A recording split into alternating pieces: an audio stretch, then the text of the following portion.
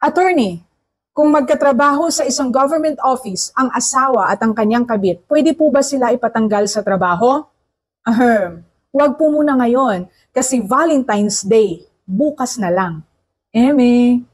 Ayon sa revised rules on administrative cases in the civil service, a government employee who is involved in an extramarital affair may be administratively charged with disgraceful and immoral conduct.